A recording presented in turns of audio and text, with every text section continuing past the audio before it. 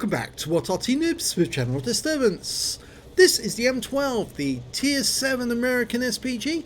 It's located on the north spawn of El Halooth Encounter, and it's under the command of Baseman from Hell. Now, this replay is from April 2019, so it's over a year old, but it's showing the old camo that Sir Rusty made for the M12 in Desert Campaign. In fact, I think it's the same camo for all of them. The M12, it's an M3 hull with a French design 155mm howitzer, or in fact actually it's a gun, not a howitzer, mounted on top of the carriage.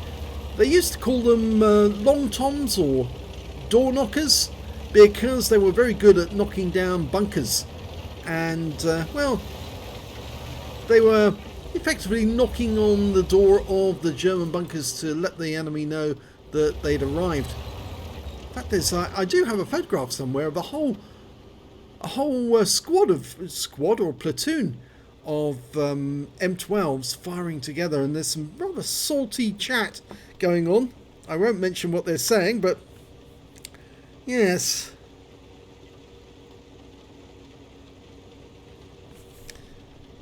Less said about that, the better, actually.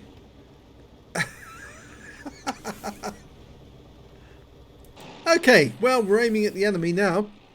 And as usual, because it's an old replay, we haven't quite got the titles correct.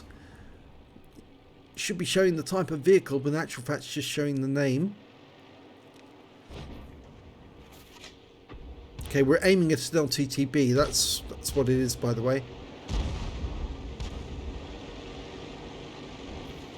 Oh, that was T28 HTC took out the LTTB.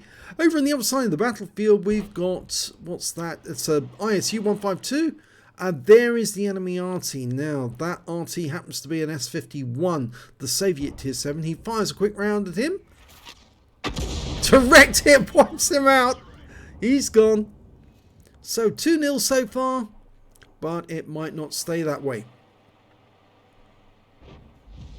ISU 152 is very effectively blocking that road for the T71, but if he stays where he is, then our guy in the ELC Evan 90 is going to come up behind him, and of course he's actually also trying to engage an AMX 1357, so it looks like Baseman is going to have to do something about that 1357. Unfortunately, all he can do is stun him for the moment, and we lost the T71.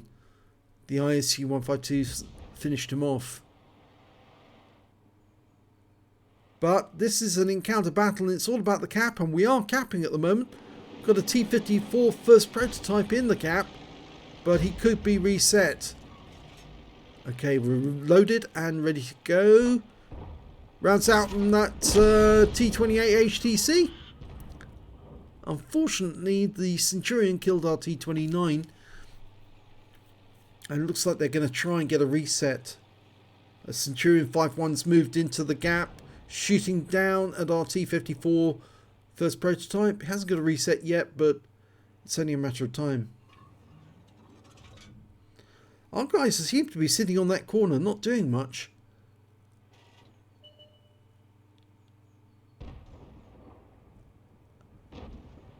Well, there's the reset.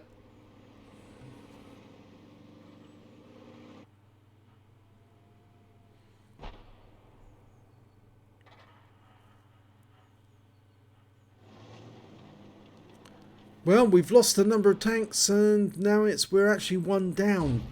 It looks like the enemy are actually making ground. We're aiming towards an OHO. Round out. Direct hit for 400 and... well, it wasn't 482. 273. It shows as 482 on the... when it actually struck the OHO. We do have some stun assist as well for 259. And the OHO's about to come up behind some of our teammates. So Tiger P sitting on that corner, and I'm not sure he actually realises what's coming up behind him. Not paying attention. He's got tunnel vision. Rounds out in the OHO. Near miss. The OHO's turning his turret towards the guys who are actually behind him. There's a T-28 HEC and he actually got killed by the T-54 first prototype who left the cap area.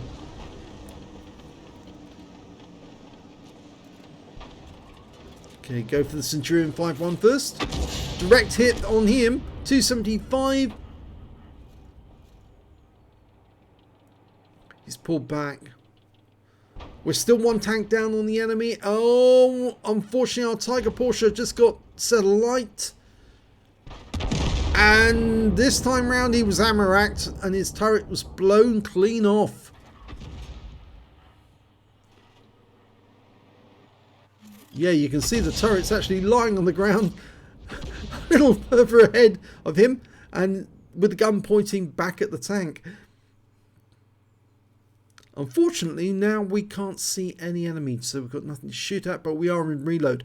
Reload time's normally around about 23-24 seconds. Okay, we've got a Leo there making a dash through. Coming this way, rounds out. Good shot, yes! I could see that one was right on the lead, right on the target, straight off, and he gets killed by the T-28 HTC, but the enemy is capping. Baseman does have the sort of practice needed to actually get those perfect lead shots where you're aiming some distance ahead of the enemy and still whack them.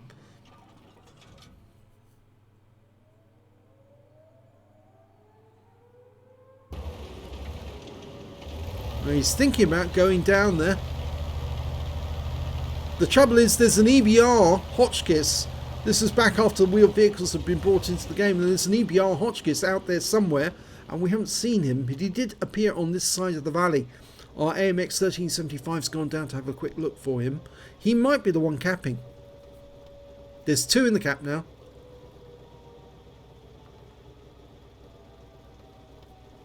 And there's still some salty chat going on.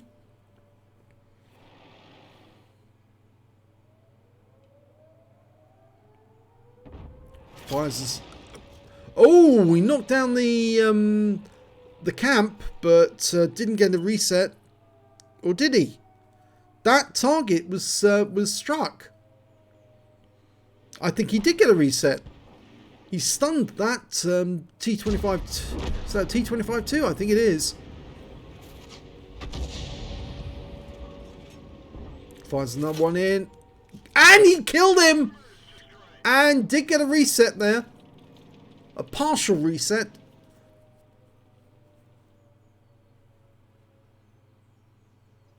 They're still capping though. Trouble is, it's difficult to know exactly where the enemy will be unless somebody can spot for you. And they found the T-29. This should be fairly easy for Baseman to strike. Yep. And he's got another reset. 48 cap points this time. He must be very close to getting a defender. But the enemy's now got two in the cap again. Just been joined by that Centurion 5-1. He fires a round in trying to get the T-29. Or was that his platoon mate? That was his platoon mate. Well, not his platoon mate, but his teammate. That's a reset. In fact, he's got so low on hit points, that Centurion 5-1, I think the next shot might actually take him out of the game. He's going behind the hill this time. It's fairly difficult to hit those tanks when they're behind the hill. Aiming for the T-29. Fires around in that corner. And he did get a reset. The T-29 wasn't absolutely on the spot where he fired, but the splash was enough to wound him, damage him. And unfortunately, we're now down to just 3 players on our team. And they've got 2 in the cap. Oh, and that shell went in from our Su-14-1 and killed the Centurion. He managed to thread the needle. And another reset from Baseman.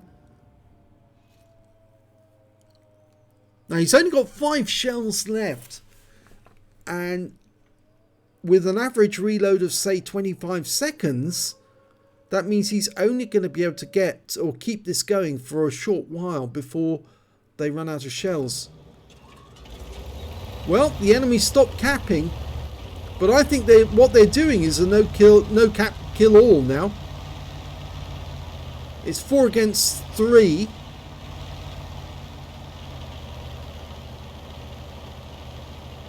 Our T-34-2GFT has gone looking for the enemy.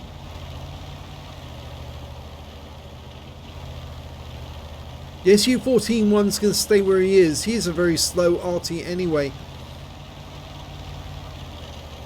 The M12 can actually motor fairly quickly compared to an Su-14-1, so it's well worth Baseman relocating. He might actually be able to shotgun one of the enemy. Especially if it's the GW Panther or the enemy Su-14-1.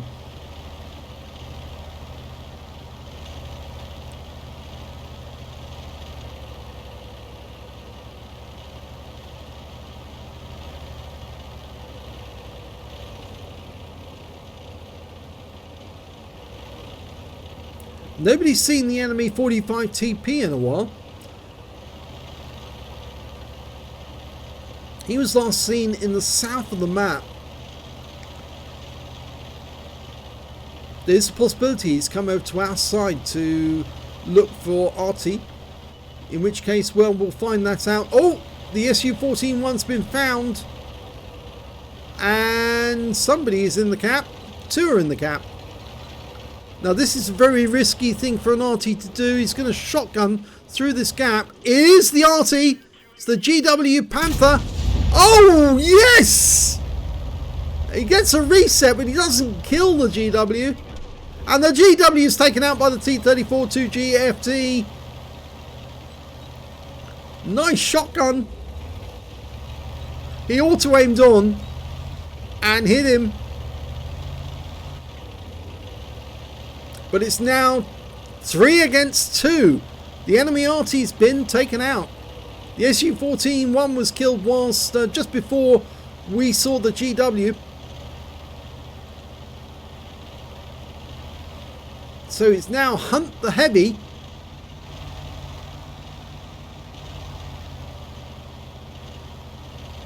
I'm surprised that the enemy isn't capping with 2 heavies, but I suppose the T-29 is so low on hit points, he doesn't want to sit in a fixed place because he knows he might be taken out. But as for the 45 TP, I've no idea where he is, and we don't know the state of his health. And it might very well be that the 45 TP's flipped, or he's asking for help to help get him upright again, and that the T-29's gone to assist him. And, oh well, one's in the cap, and I reckon that will be the T-29.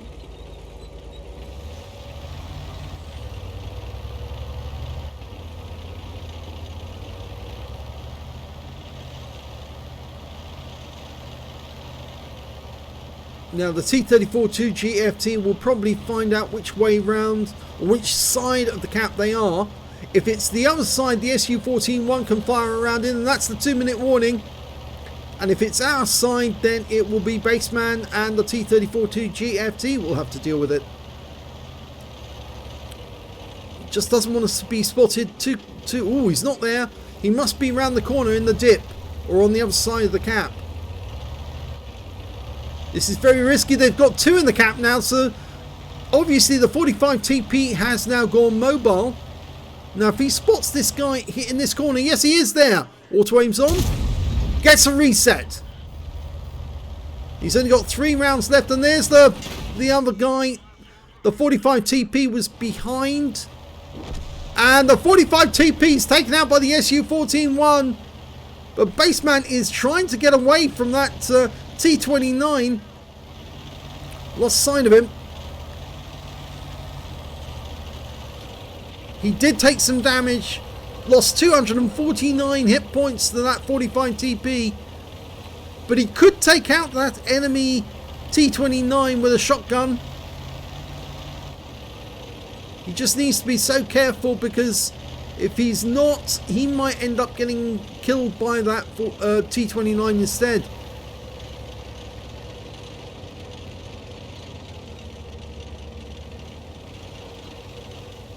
I think the T-34-2GFT is going to do it. Okay, Baseman's now turning round to go into shotgun mode.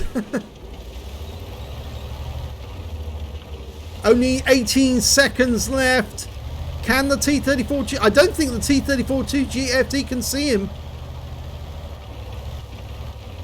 In which case, then, we don't know where that T-29's gone, but he's not in the cap. Well, he might as well go for it because his teammate... Oh, well, it's too late now. Anyways, we've run out of time. Oh... I think it would be worth risking it for a biscuit. Let's have a look at the end of battle stats, though. And it's a first-class tanker for the Baseman from Hell in the M12. And this was back when he'd only just got it, because he's actually got a first-class and he's got the scrolls underneath, which indicate this is the first time he's had the M12. And, of course, he's had it for a long time now, so he's probably got ace at least many times over. In the M12, he managed to get a bruiser medal for getting at least 5 critical hits. He got 16. He got a defender because he reset the cap so many times during that battle. And he also got a Confederate medal for hitting more of the enemy than anyone else on his team. And his win rate from that game was 5,590, which is Super Unicum standard. Let's have a look at the team score. He didn't get the highest damage in the game. That went to the Centurion 5-1, who got a high caliber for 3,126 hit points. But he did get the second highest damage with 2,573. And the third highest damage went to that T-34-2 GFT. He got 1,894 hit points, and a Pascucci's and a tank sniper as well. When it came to kills, it was the T-34-2 GFT with 5 kills. Centurion 5-1 got 4 kills. An EBR Hotchkiss managed to get 3. And Baseman managed to get 2 alongside the Su-14-1 on his team. The T-28 HTC and another Centurion 5-1 on the enemy team. When it came to base XP, it was Baseman. He was tier 7 in a much higher tier game. And it was tier 8 game, I think, if I remember correctly. And so he managed to get 677 for his efforts, 518 for the T-34-2 GFT, 464 for the T-54 first prototype. It would have been higher, but for the fact, of course, this was a draw. The highest base XP was, in fact, the Centurion 5-1. And of course, that was based off his high caliber 775. 17 shots fired. 9 direct hits, 17 penetration, 17 splash, sorry. 9 direct hits, no penetration, 17 splash. Damage of 2,573 hit points, of which 2,250 were up more than 300 meters. He received 1 hit. It was a penetration, yes, from that 45 TP. And he was lucky, actually, because that guy just poked around the corner. If he got a higher roll, he might have taken out Baseman altogether. 1 enemy vehicle spotted, that was the 45 TP I think, or was it somebody else? 9 enemy vehicles damaged, 2 killed, and 269 hit points of damage assist, plus 483 hit points of stun assist of 15 stuns, and he got 100 defense points resetting the cap. Now, it's not showing any credits earned in this battle, but I presume this is due to a fault in the replay manager on the replay site, because it's actually showing 25,946 there, 3485 for courageous resistance, and after deduction of the ammunition and repair, he actually ended up with 7,764 credits profit. He got 2 bombs for the battle, and 677 XP, 407 for courageous resistance, took away 1,084 altogether. He did have a premium account, but it's just showing it the wrong way around, I'm afraid. This did happen back then. So, unfortunately, he didn't end up with a win. It was only that T-29, but it was very risky going out looking for him. I think I would have risked it because it was worth it just to shotgun that T-29 one more time. With the possibility of winning the battle. After all, he knew he was going to get a draw because the Su-14-1 was nowhere near the T-29, and the T-29 couldn't cap in time now, so it was they had to win in the bag, or rather they had to draw in the bag, but they just had a possibility of a win, and sometimes it's worth just taking the risk, going out there, shotgunning the enemy and taking the win. If you enjoyed that replay, please give this video a like and do subscribe to our channel, please. And thank you for watching.